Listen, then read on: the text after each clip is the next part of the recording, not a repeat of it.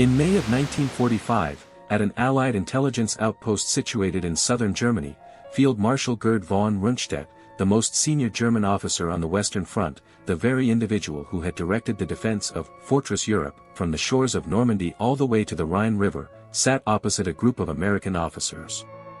He had been a captive for less than a week, a weary 69-year-old man facing a query that, in various forms, would be put to every captured German general over the ensuing months. The question was straightforward: why did Germany suffer defeat in the West? Rundstedt offered three explanations.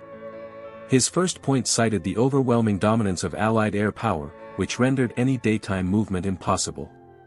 Secondly, he highlighted the critical shortage of motor fuel, a deficiency that crippled the panzer divisions and kept the Luftwaffe grounded. His third reason was the methodical destruction of the railway infrastructure, making it utterly impossible to transport a single train across the Rhine. These were three precise, military responses from a seasoned professional soldier: air, fuel, and rail. That constituted his judgment. However, he failed to mention a crucial fourth element. He made no reference to the trucks. Not the vehicles transporting ammunition, nor those carrying fuel, provisions, or medical supplies. He overlooked a different kind of truck entirely. These were the ones equipped with doughnut-making machines, carrying phonograph records, coffee urns, and daily newspapers crafted by soldiers for soldiers. These vehicles were often driven by women, college-educated individuals from states like Connecticut, Indiana, and Virginia, who had volunteered to accompany the United States Army across Europe with the sole purpose of offering a hot donut to a 19-year-old rifleman and inquiring about his hometown. Rundstedt did not acknowledge these trucks because they were beyond his perception. They were invisible to him, not because they were concealed, but because they belonged to a category for which his entire military training offered no nomenclature. The Wehrmacht possessed terms for firepower, for maneuver, and for logistics. Yet, it lacked a concept for what the Americans were doing when they dispatched a 2.5-ton GMC truck, laden with pastries and popular music, to a crossroads 3 miles behind the front lines, manned by 3 young women adept at joking and pouring coffee in a blizzard, allowing it to remain there while exhausted infantrymen queued in the mud for something utterly unrelated to winning a battle, but entirely about securing victory in a war. This narrative is dedicated to those trucks. It is the story of the women who operated them. It is the story of a nation that grasped an essential truth about its soldiers, a truth that Europe's most formidable military apparatus never comprehended. And its genesis lies not in the Second World War, but in the First, within a waterlogged tent on the Western Front in October 1917. There, a woman from Huntington, Indiana, knelt on a dirt floor and fried 7 donuts in a small pan over an open flame, inadvertently forging a tradition that would accompany the American soldier for the next 3 decades and across 2 oceans. Before we revisit that tent, it is vital to understand the true essence of this account. It is not about donuts. A donut is merely flour, sugar, lard, and baking powder, producible in 4 minutes. It holds no military utility, it cannot deflect a bullet, mobilize a division, or secure a battle. Nevertheless, the United States of America, amidst the most lethal conflict in human history, constructed an industrial system capable of manufacturing hundreds of donuts per minute and delivering them to soldiers so close to the front that the women performing these deliveries occasionally had to camouflage their trucks with netting to evade detection by German aircraft. The fundamental question is, why? Why would a country fighting for its very existence invest fuel, vehicles, shipping capacity, and human lives into placing a fried pastry into the hands of a private in a foxhole? The German military had no answer to this conundrum, and they never discovered one, neither during nor after the conflict. In their post-war memoirs, German generals dedicated tens of thousands of pages to American air power, armor, industrial output, and logistical prowess. Yet, almost none devoted a single paragraph to the system that sustained the American soldier's conviction that the nation supporting him genuinely cared whether he lived or died. This system, the donut trucks, the coffee urns, the USO performances, the daily newspapers, and the portable Coca-Cola bottling plants that trailed the army across continents, was not a luxury. It was a weapon. The Germans never recognized it as such, and that failure of recognition contributed significantly to their defeat. The woman kneeling in that tent was Ensign Helen Purviance of the Salvation Army. She was 28 years old, born on February 16, 1889, in Huntington, Indiana. She had arrived in France as one of 4 Salvation Army volunteers assigned to the 1st Ammunition Train, 1st Division, United States Army, near the Western Front. Her companion in that small, damp tent was Ensign Margaret Sheldon. The two had been sent to provide whatever assistance they could to the soldiers stationed at Montirender, a village in eastern France that, in October 1917, was enduring a period of 36 consecutive days of rain. The mud was knee-deep, the men were exhausted, cold, and profoundly homesick. Purviance and Sheldon had been baking pies and fudge with whatever meager supplies they could find, but resources were scarce, and demand was immense. Someone, though historical accounts differ on the exact individual, suggested doughnuts. The necessary ingredients, flour, sugar, lard, baking powder, were available in the standard American military ration. The equipment, however, was not. Purviance improvised, using a wine bottle as a rolling pin and cutting the dough with the lid of a baking powder tin. When a proper cutter for the center hole proved elusive, she and Sheldon utilized a spent shell casing. The frying pan was small, allowing her to cook only 7 doughnuts at a time. Purviance later described the moment simply, "I was literally on my knees when those first doughnuts were fried, 7 at a time." The very first doughnut from that pan was given to a soldier named Private Braxton Zuber of Alabama. Zuber reportedly took a bite and declared, "If this is war, let it continue." On that initial day, Purviance and Sheldon produced 150 doughnuts. The following day, they made 300. Within weeks, as word spread through the division, then the Corps, and eventually the entire American Expeditionary Force, production at various Salvation Army stations escalated to 2,500, then 9,000 doughnuts per day, per unit. Some were fried in steel helmets over open fires, others were made in abandoned farmhouse kitchens. The tools were always makeshift, the demand consistently outstripped the supply. A young Salvation Army volunteer named Stella Young, then just 20 years old, later recounted to the Boston Daily Globe that she was stationed near the Metz front when a German shell landed close enough to send shrapnel tearing through her tent and a donut pan. She had stepped away moments before and promptly returned to frying. Fewer than 250 Salvation Army volunteers served in France during the First World War. Most were women. They were not nurses, they were not officers, they held no formal military role.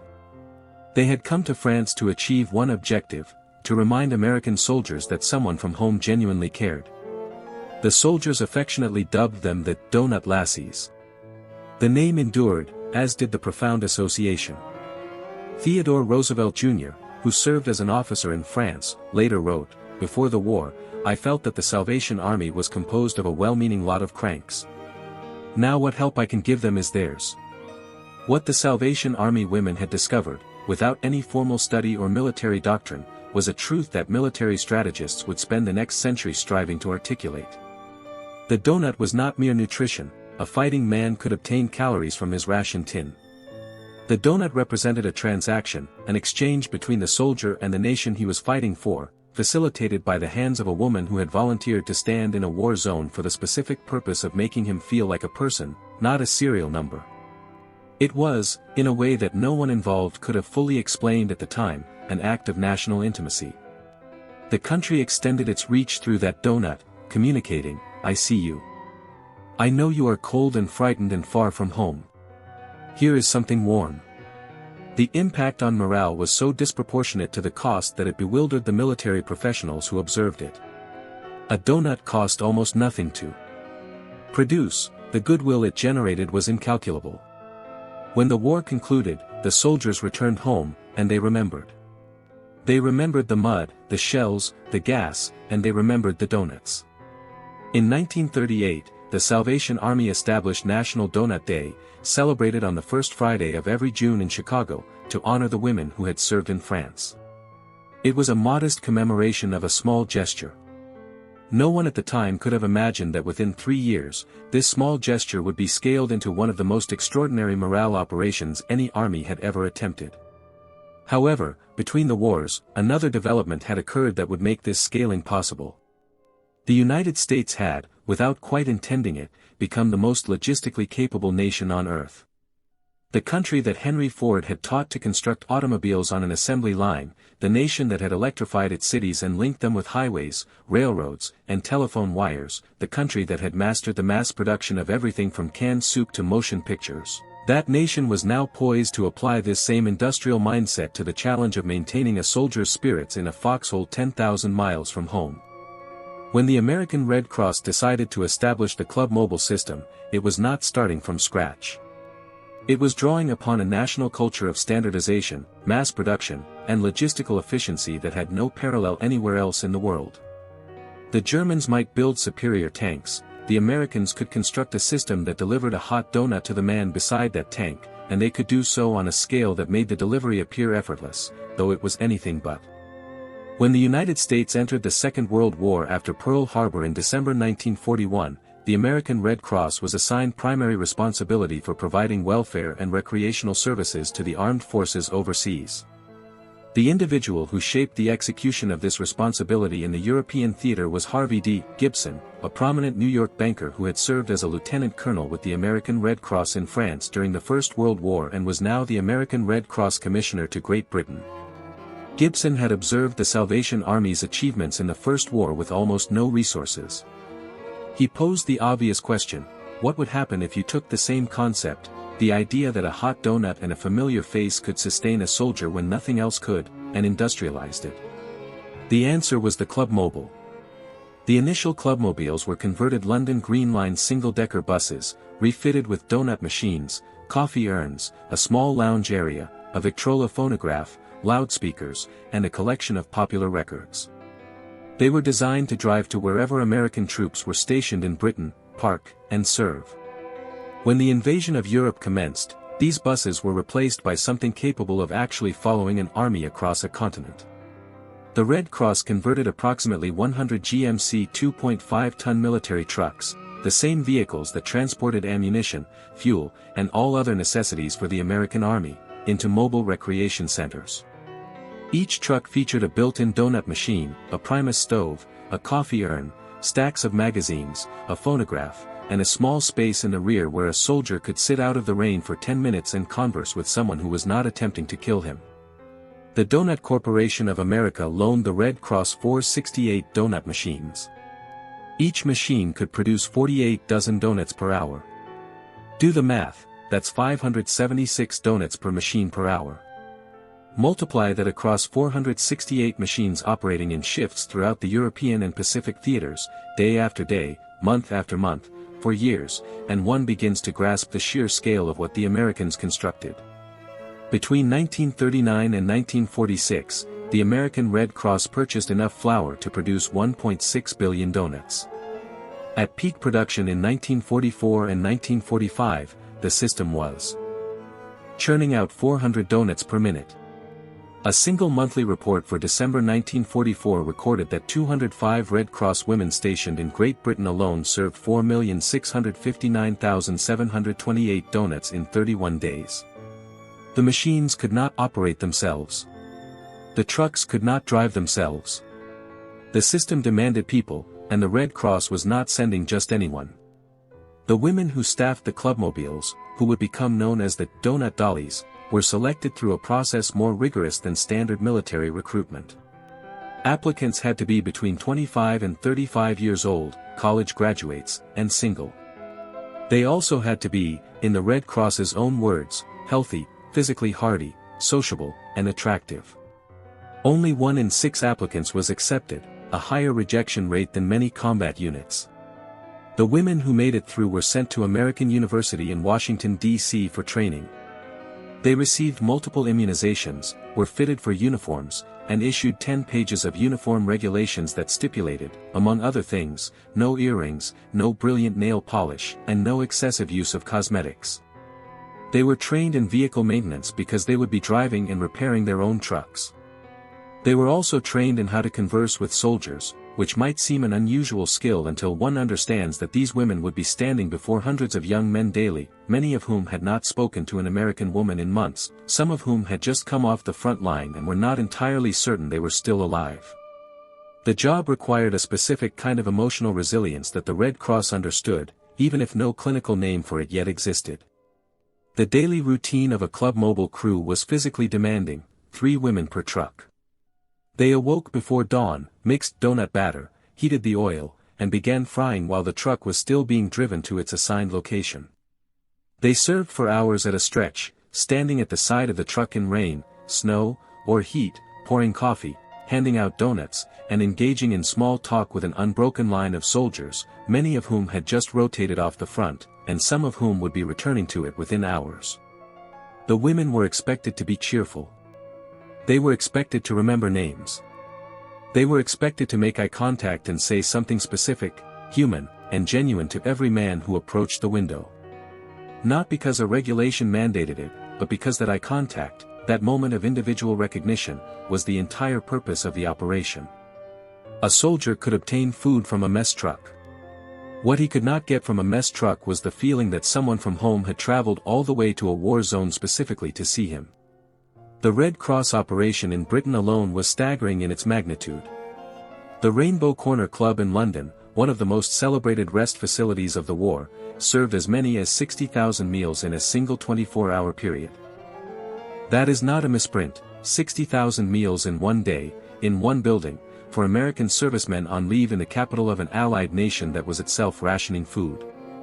The club boasted a dance floor, a barber shop, a tailor, a photographer, a mail room, and a cafeteria. It was open around the clock. When American soldiers entered from the cold and rain of an English winter, they stepped into a building that felt like a bus station in Cleveland or a diner in Philadelphia. This was intentional.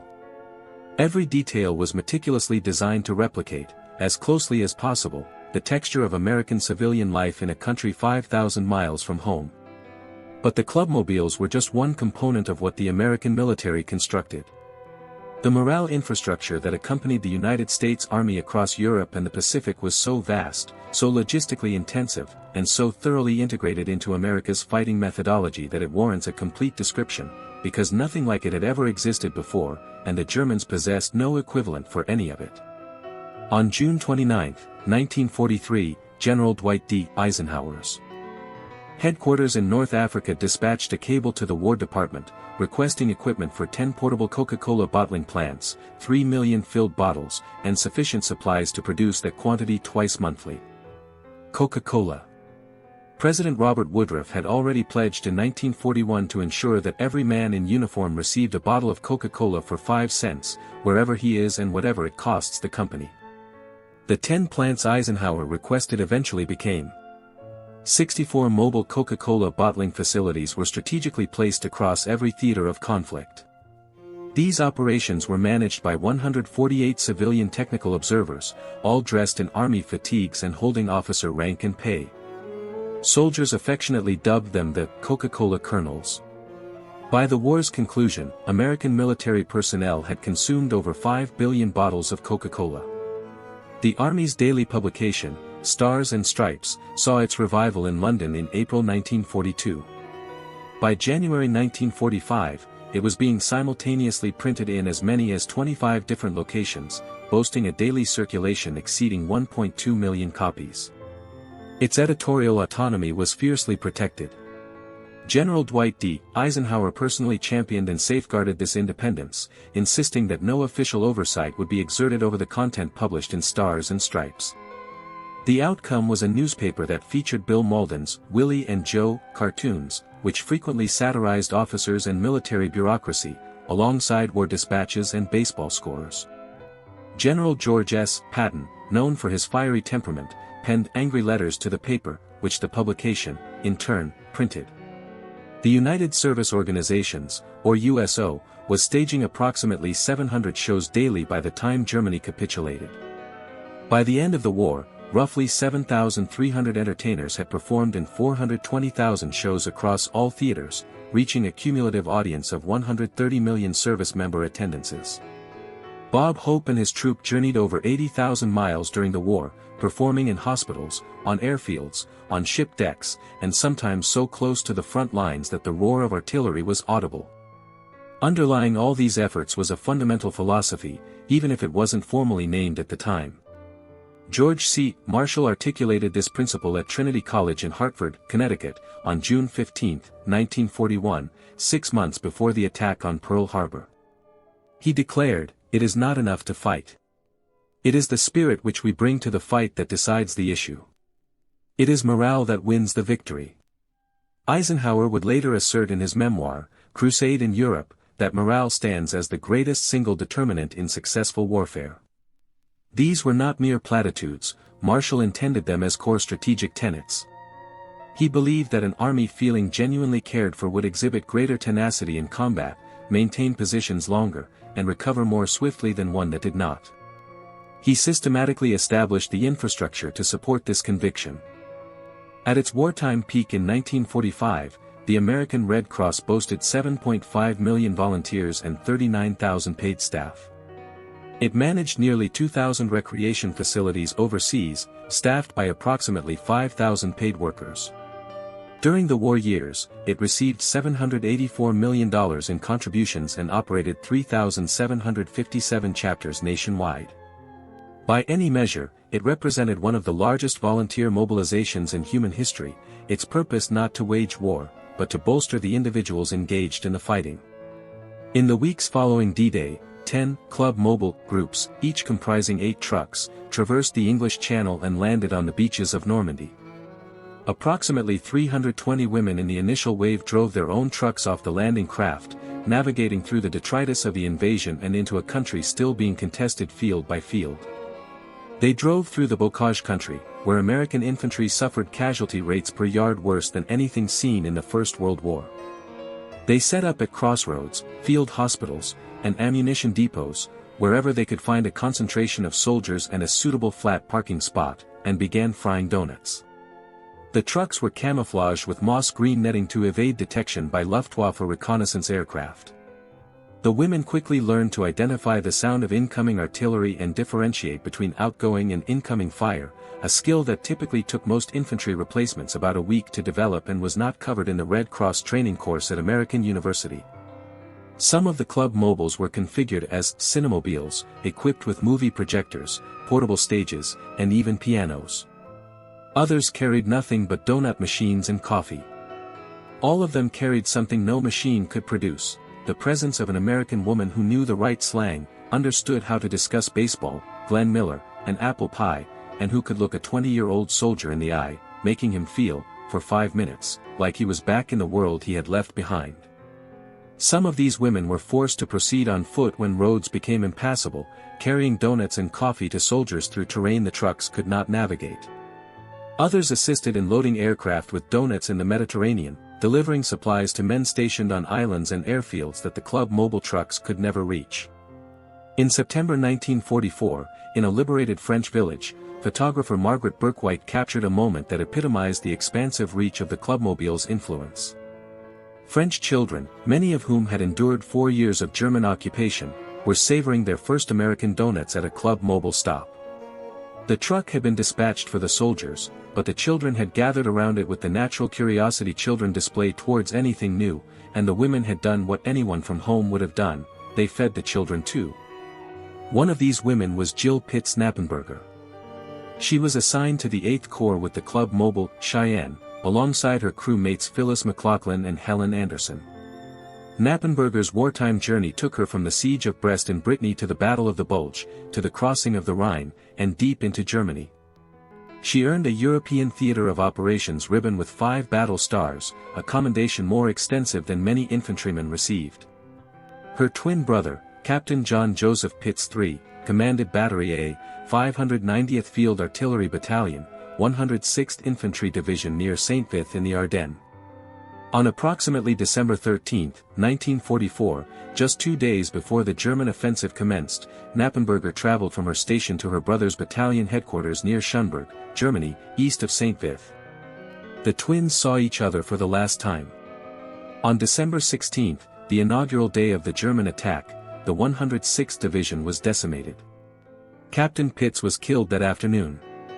His sister learned of his death while serving donuts behind lines that were now engulfed in flames. Phyllis McLaughlin, Knappenberger's crewmate on the Cheyenne, maintained a diary throughout the entire war. She documented the biting cold, the pervasive mud, and the crushing fatigue, and she wrote extensively about the soldiers. She described the faces of young men who had endured weeks of combat, their expressions brightening when the Club Mobile appeared, not merely for the donuts, but because the truck signified that the world they had left behind still existed. McLaughlin's group traveled from Normandy to the Bavarian Alps, through the liberation of Paris, to the Battle of the Bulge, and ultimately to the liberation of Buchenwald. She witnessed the concentration camp.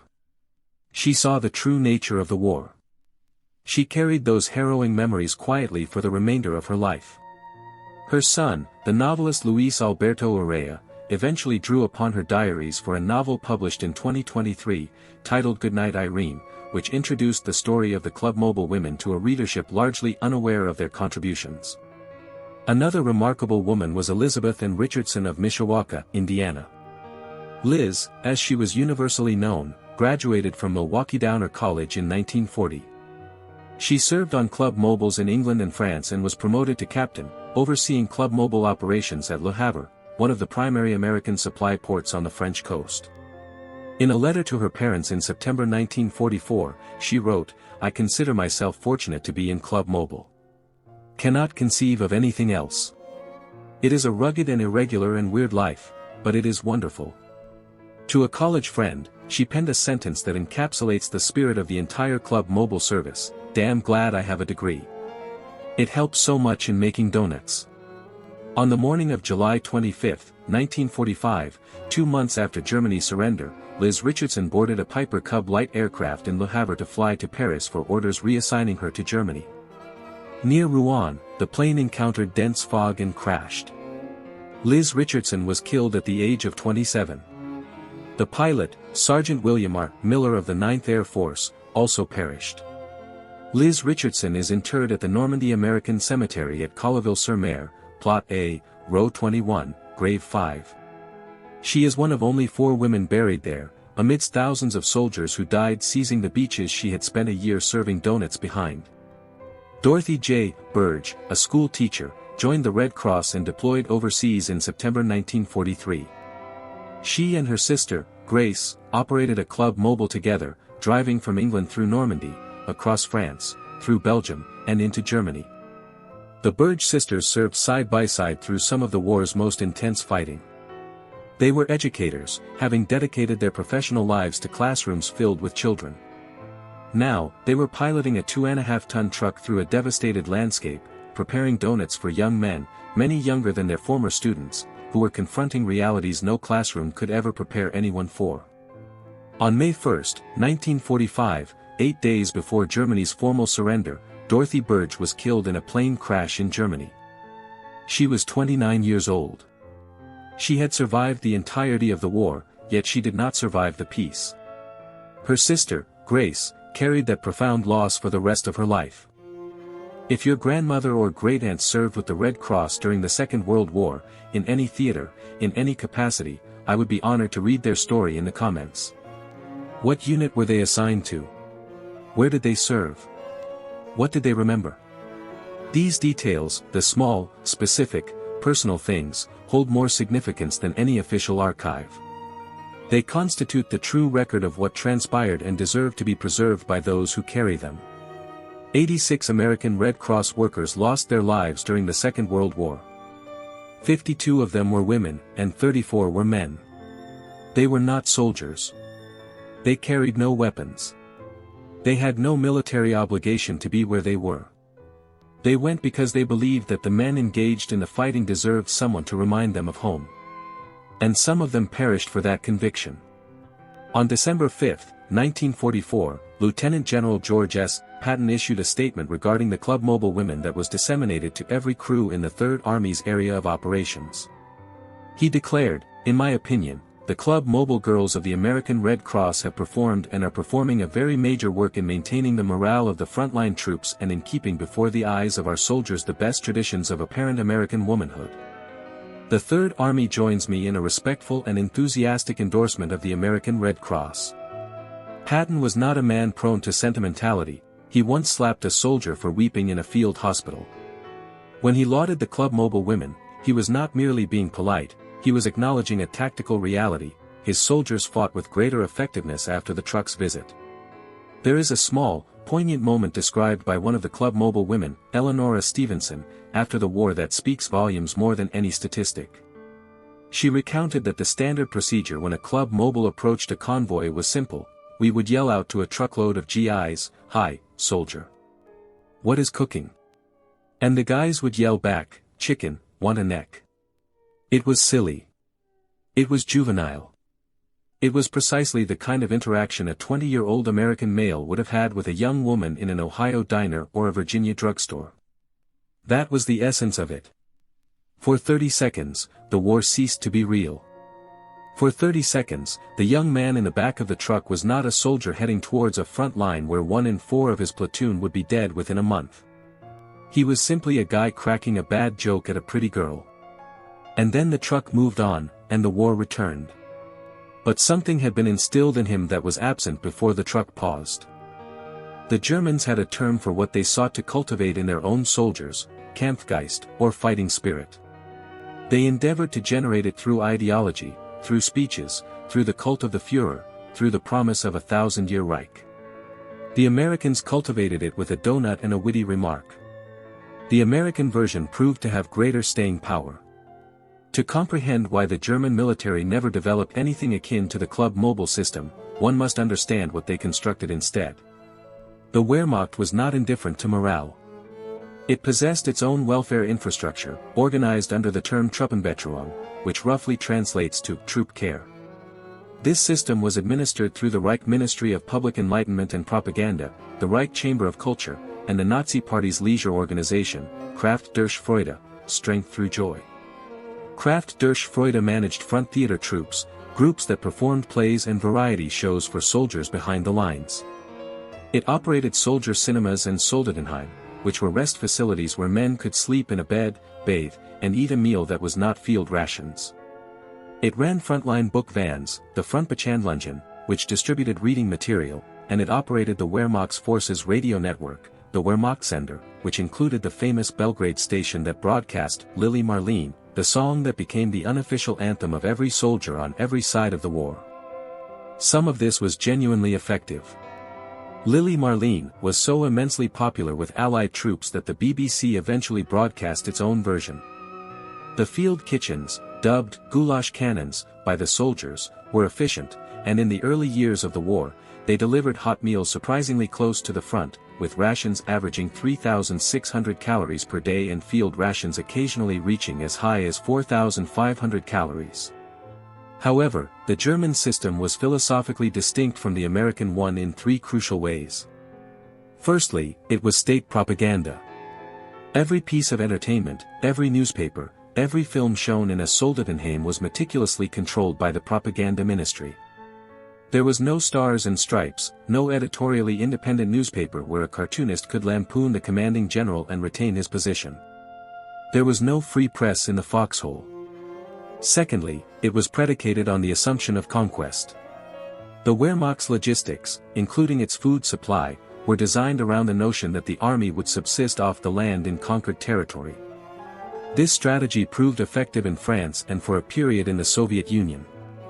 However, it meant that when the land could no longer provide sustenance, when the army was forced back onto German soil or into areas where nothing remained to be taken, the entire system began to unravel. Thirdly, and most significantly, there was no equivalent of the donut dolly. There was no system that dispatched women from home to the front lines with no objective other than to remind soldiers of the country they had left behind. The German soldiers' contact with home came through the Feldpost, the military mail system, and whatever Kraft durch Freude programming reached his sector. He did not have a woman from his own country hand him a donut and inquire about his hometown. The German military, which prided itself on its understanding of combat psychology, never constructed the one element that the American system demonstrated was more potent than ideology in sustaining a soldier's will to fight. They never forged a connection to home that felt personal rather than purely political. The daily reality of a German frontline soldier in the final 2 years of the war was a stark illustration of declining standards that the Wehrmacht's leadership was powerless to halt.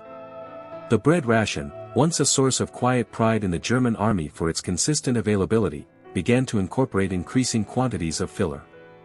Margarine supplanted butter. Artificial honey replaced sugar. Ersatz coffee, brewed from roasted barley or acorns, took the place of the real thing. Cigarettes, often manufactured in Spain specifically for Wehrmacht distribution, were severely rationed and frequently unavailable. Chocolate was a luxury reserved for special allocations. There was no ice cream. There was no Coca-Cola.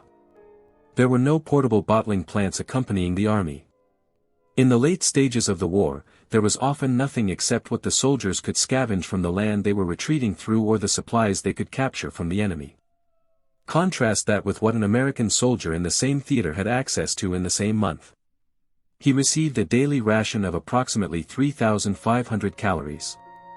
He had nearly universal access to chocolate, chewing gum, and cigarettes. He could drink Coca-Cola bottled in a portable plant somewhere in France. He could obtain hot donuts and coffee from a club mobile. He could read that morning's Stars and Stripes. He could, on occasion, attend a USO show performed in a barn or a field within earshot of the guns.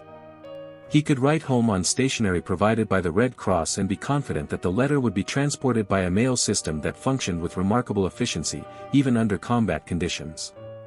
And if he was wounded, he would be treated in a hospital system that, while imperfect, was the most advanced and best supplied in the world.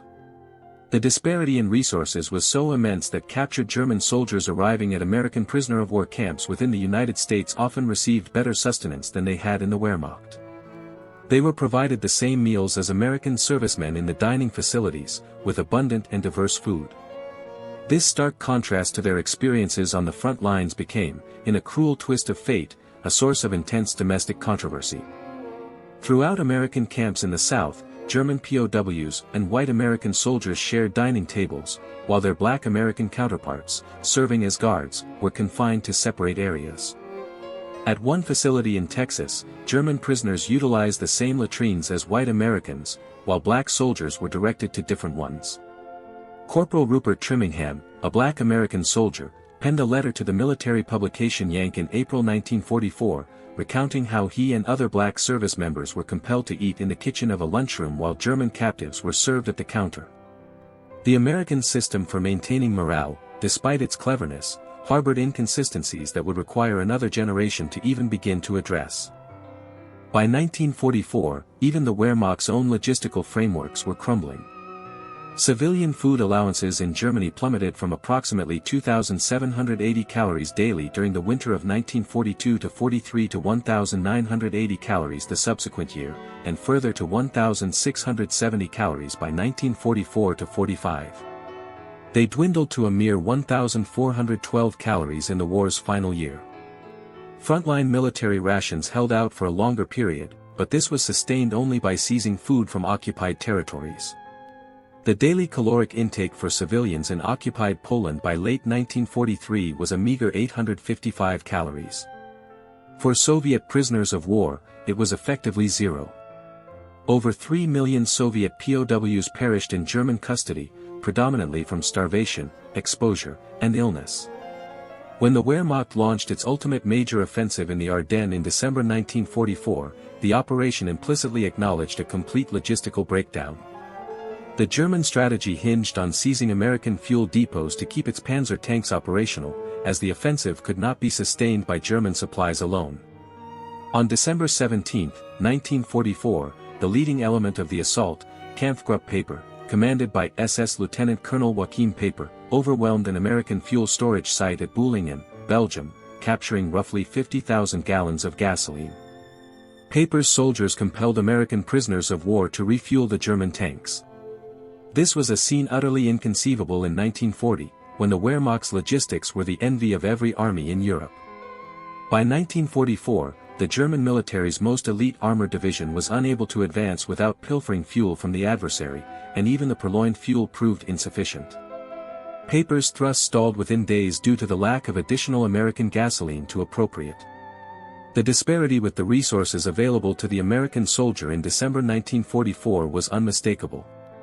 While Paper's troops were siphoning American fuel at gunpoint, American soldiers in the same combat zone were enjoying hot donuts from Club Mobile trucks, reading the Morning Stars and Stripes newspaper, consuming Coca-Cola bottled at a mobile facility somewhere in France, and in certain instances, attending a USO performance organized in a barn behind the lines just 3 days after the German attack commenced.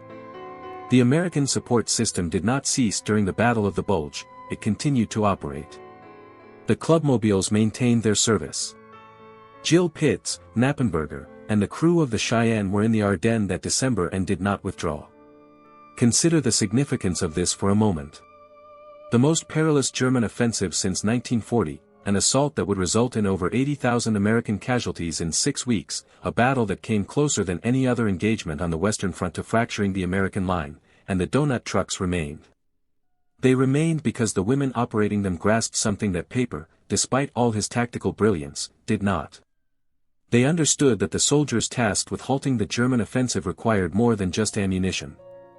They needed to know that someone behind them still regarded them as human beings. The truck at the crossroads was not a luxury, it was a lifeline. Not for the physical body, but for the inner spirit that compels a man to rise when every instinct urges him to stay down. Following the war, when Allied intelligence officers debriefed captured German commanders and inquired about the reasons for their defeat, the responses they received were remarkably consistent, yet remarkably incomplete. Rundstedt cited 3 factors: air superiority, fuel, and railways. General Otto von Manschufel, who commanded the 5th Panzer Army in the Ardennes, stated that Allied air forces identified valuable targets throughout the entire offensive area and that bomb carpets laid on roads and railways choked the already insufficient German supply network. General Friedrich Wilhelm von Mellenthin, in his 1956 memoir Panzer Battles, wrote that the Ardennes battle demonstrated that a large-scale offensive by massed armor has no hope of success against an enemy who enjoys supreme command of the air. General Odilo Fritz Bialet, commanding a panzer division, described the impact of Operation Cobra from the receiving end near St. Lo on July 25, 1944. He called it hell, with planes continuously passing overhead like a conveyor belt and bomb carpets descending. He stated, "My front lines looked like a landscape of the moon and at least 70% of personnel were out of action." Field Marshal Erwin Rommel, writing in June 1944, simply remarked, "The enemy's air superiority has a very grave effect on our movements. There is simply no answer to it. Air, fuel, bombs, railways, armor, these are the terms that pervade the post-war German accounts. What is absent is everything that cannot be observed from 15,000 feet or through binoculars. What is missing is the donut truck parked at the crossroads. What is missing is the Coca-Cola Colonel replenishing a bottling plant in a French village. What is missing is the copy of Stars and Stripes being read in a foxhole by a private who hadn't heard from his family in 3 weeks, but who could at least read yesterday's baseball scores and know that the world he was fighting for still existed somewhere behind him." In a refurbished manor house in North London named Trent Park, British military intelligence, specifically MI-19 under Lieutenant Colonel Thomas Joseph Kendrick, had been recording something the German generals were unaware of. Between 1942 and 1945, 84 captured German generals and hundreds of staff officers were comfortably accommodated at Trent Park, provided with chess sets, books, and access to the gardens, and encouraged to converse freely with one another. They were not informed about the microphones concealed in every room, including bedrooms and lavatories. A fabricated aristocrat they knew as Lord Aberfeldy, in reality an intelligence officer named Ian Munro, hosted them and kept discussions flowing. British intelligence officers, many of whom were German Jewish refugees who had fled the Reich, sat in a basement transcribing over 64,000 conversations. The transcripts, totaling approximately 100,000 pages, were eventually deposited in the National Archives in London and partially published by historian Sönke Neitzel in Tapping Hitler's Generals, in 2007, and with Harold Welser in Soldaten, in 2012. The Trent Park conversations are among the most invaluable documents of the war because they capture the actual thoughts of German officers, rather than what they later chose to put in their memoirs. In those rooms, when the generals believed no one was listening, they spoke with a frankness that their published accounts would never match. They discussed war crimes they had witnessed or ordered. They talked about the July 1944 bomb plot against Hitler. They discussed the technical shortcomings of German weaponry and the strategic failures of German planning. And they repeatedly returned to the question of why an army that had conquered France in 6 weeks and advanced to the outskirts of Moscow in 5 months was being forced back across its own borders by an adversary that every German officer in 1940 had dismissed as militarily insignificant. The published transcripts primarily focus on war crimes, the July 1944 plot against Hitler, and matters of ideology and technology. The specific topic of American morale infrastructure, the clubmobiles, the Coca-Cola plants, the USO shows, does not feature prominently in the published excerpts.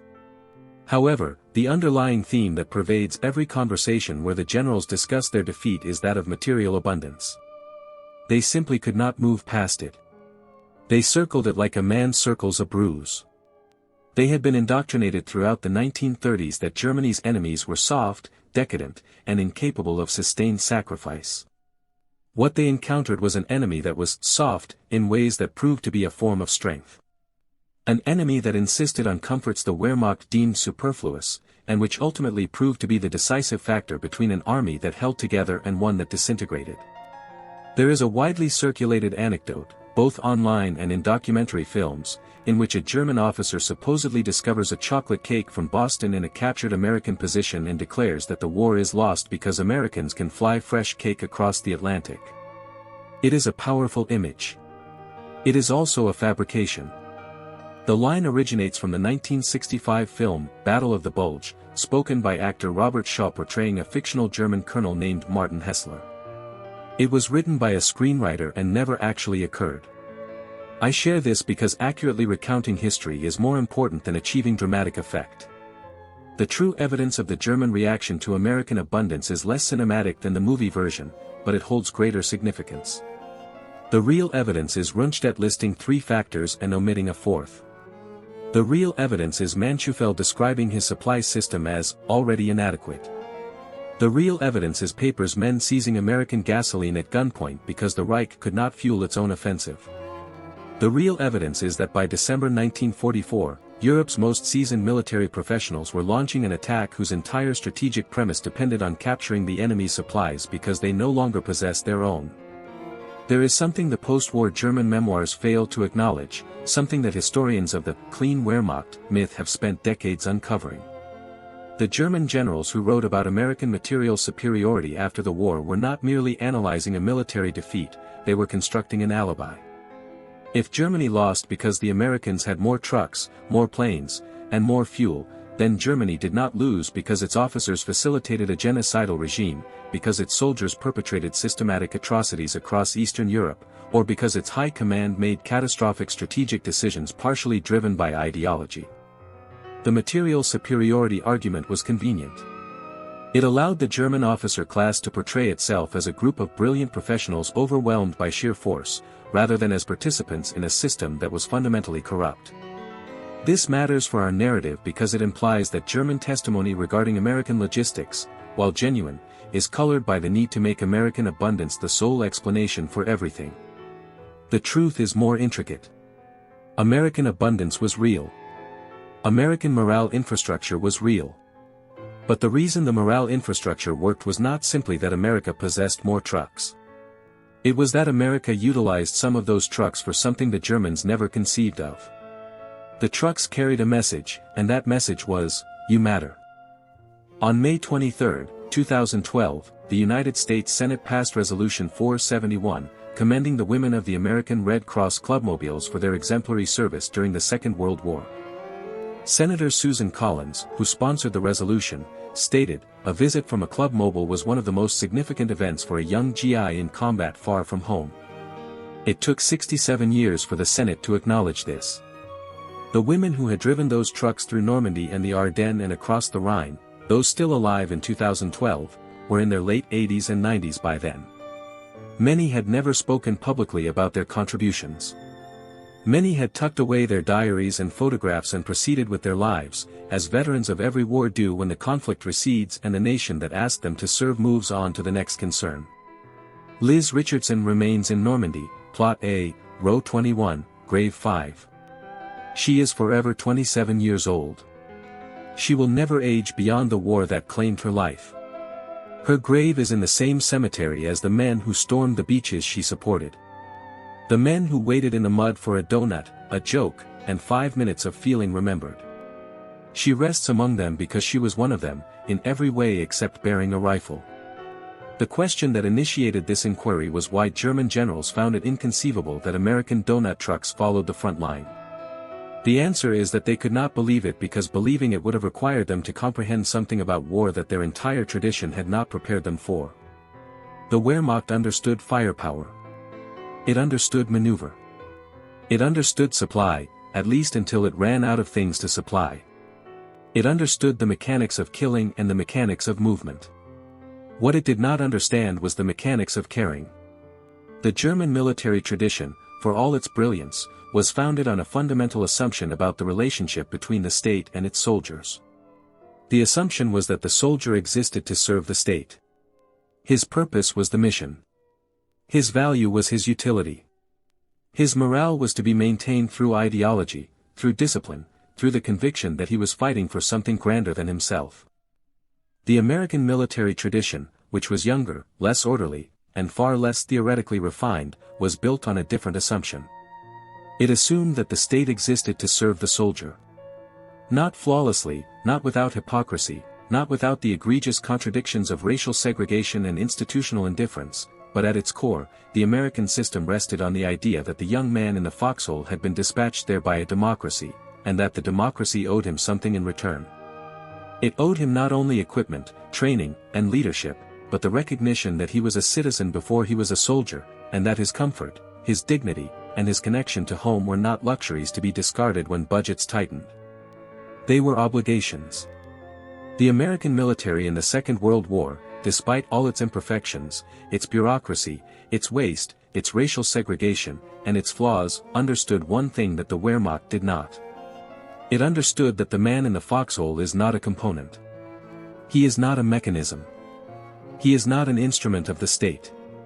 He is a 19-year-old kid from Indiana or Alabama or New Jersey who hasn't slept in 3 days, who has witnessed his friends die, and who is being asked to stand up tomorrow morning and do it again. And whether he stands up or whether he breaks is sometimes determined by factors that have nothing to do with training or equipment or doctrine. It is decided by whether anyone in the vast machinery behind him has remembered that he is a human being.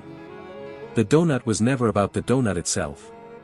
It was about the hand that offered it to him. It was about the woman from home who looked him in the eye and said, "Hi, soldier. What's cooking?" and genuinely meant it. It was about the fact that his country had expended fuel, shipping tonnage, and human lives to deliver that donut to him.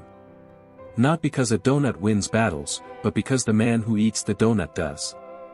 The women who drove those trucks, who perished in plane crashes and served under shellfire and never once handled a weapon, understood what Helen Purviance had grasped on her knees in a flooded tent in France in 1917, that sometimes the most crucial thing you can do for a man who is being asked to die for his country is to remind him that his country knows he is alive. Field Marshal Rundstedt listed 3 reasons for Germany's defeat: air superiority, fuel, and railways. He was correct about each of them. But he overlooked the 4th reason, the one that was present at every crossroads, every field hospital, and every ammunition dump. The one driven by women who had volunteered to follow an army into a war because they believed it mattered. He missed the truck. And because he missed the truck, he missed the war. Every like on this video is a small gesture, but it helps keep the stories of women like Helen Purviance, Liz Richardson, and Dorothy Burge visible a little longer. They were not soldiers. They carried no weapons. They went anyway, and the men they served never forgot them, even when the rest of the world did. Subscribe if you wish to see the next chapter. There are many narratives like this one, most of them concerning ordinary individuals who decided that someone had to act, and that someone was going to be them.